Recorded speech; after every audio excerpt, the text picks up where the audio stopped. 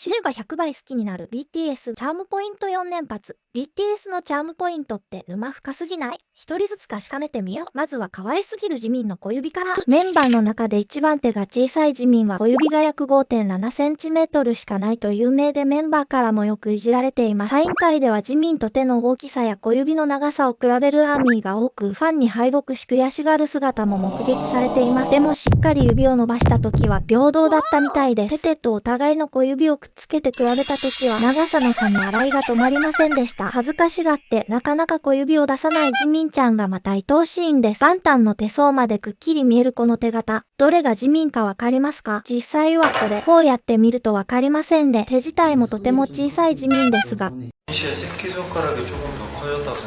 とて手に割れて喜んでいました。本当に成長しているのかも。と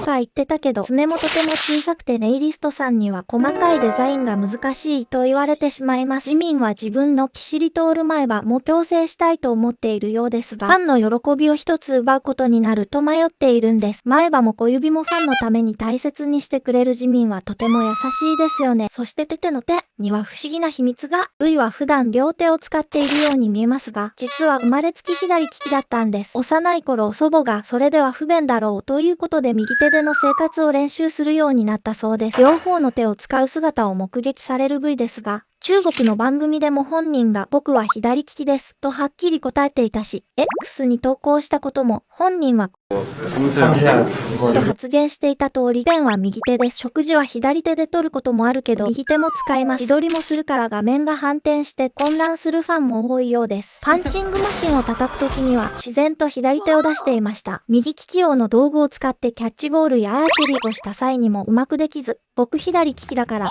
と可愛らしい言い訳をしたことがあったように、やはり生まれつきの利き手である左を使う方が楽なのかもしれませんね。しかし今では世界でも珍しい両利き。V の繊細な感性と器用さの理由は、この両利きにあったのかも。ホビの純粋な耳とその理由知ってますか？ホビなりの信念は2つあって、一つはピアスは開けないでほしいといったパパの言葉を守ってるんですって。優しすぎません？親からもらった体を大切にしたいって、その考え方はすでに美しい。二つ目の理由はシンプルに怖いから。いやそこも可愛いな。ジミンに開ける予定あるって聞かれても、전혀 없습니다。で即答。自分の耳を愛しているので純粋なままでいたいから開けないとぶれないホビが最高なんです。でもメンバーからは、じゃあ僕たちの耳は汚れてるってことって愛あるツッコミも。そんなホビがタトゥーを入れて網は大騒ぎ。でもわざわざ配信中に網に우정 타투 찬성 반대。この意見を聞いてくれました。タトゥーには賛否両論あるけど、よりによって刻んだのは7で胸熱案件。メンバーとの友情の証をなくさないよう体に刻みたかったんだって。怖がりなのに頑張りました。最後はジンヒョン。不思議な味覚の持ち主が食べることを控えていたものとは？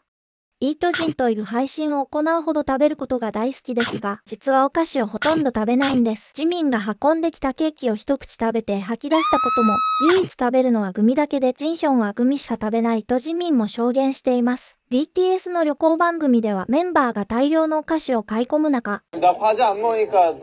と許可をもらっていたり、韓国のラッパーエヨンジの YouTube でクラッカーを勧められたジンは、こういうものは食べません。ご飯しか食べないんです。とはっきり答えてヨンジを驚かせました。ジンはケーキのように優しい雰囲気のスイーツ男子っぽいのに不思議です。ちなみに番組内で食べていたグミは送料込みで1万円もするそうです。いちごは大好きだけどいちご味は嫌い。チョコレート味は好きだけどチョコレートは嫌いだというジン。白いケーキも気に入らずちょっとして壊しています。ケーキならチョコレートじゃないとダメなんだって。